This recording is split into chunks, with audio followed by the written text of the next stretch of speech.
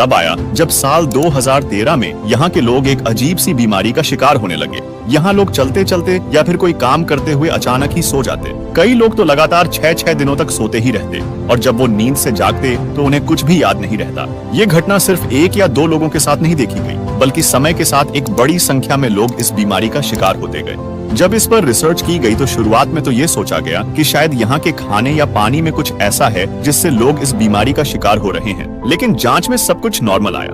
आखिरकार 2 साल बाद यानी साल 2015 में इस गुत्थी को सुलझा ही लिया गया। सामने आया कि इस गांव में एक बंद हो चुकी यूरेनियम माइन थी जिसमें बहुत सारी रेडॉन गैस भी थी, जिसके चलते वहां की एयर में कार्बन मोनोऑक्साइड की मात्रा बढ़ी हुई थी और ऑक्सीजन का स्तर गिर रहा था और इसी के कारण लोग इस बीमारी का शिकार हो रहे थे।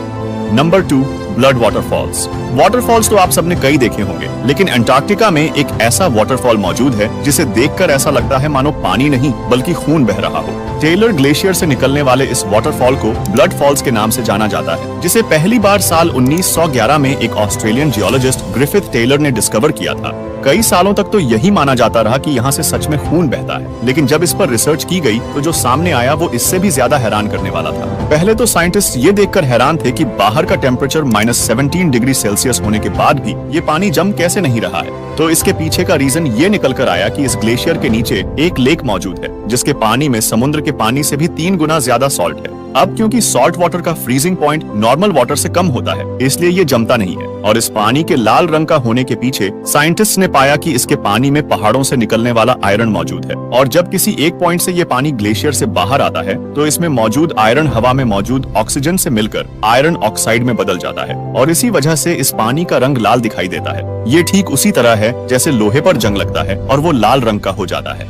नंबर 1, दरवाजा गैस क्रेटर। तुर्कमेनिस्तान के गर्म काराकोरम डेजर्ट में एक ऐसा गड्ढा मौजूद है जहां बीते 50 सालों से लगातार आग जल रही है। 100 फीट गहरे इस गड्ढे को दरवाजा गैस क्रेटर या फिर डोर टू हेल यानी नर्क का दरवाजा कहा जाता है। चाहे बारिश हो या फिर कोई तूफान ही क्यों ना आ जाए, ये आग 24 घंटे हमेशा यूं ही जलती रहती है। लेकिन अब सवाल ये उठता है कि ये आग यहाँ लगी कैसे। दरअसल साल 1971 में सोवियत जियोलॉजिस्ट का एक ग्रुप काराकोरम डेजर्ट में कच्चे तेल की खोज कर रहा था। तभी एक जगह पर खुदाई के दौरान वहाँ की जमीन ढह गई और वहाँ एक बड़ा सा गड्ढा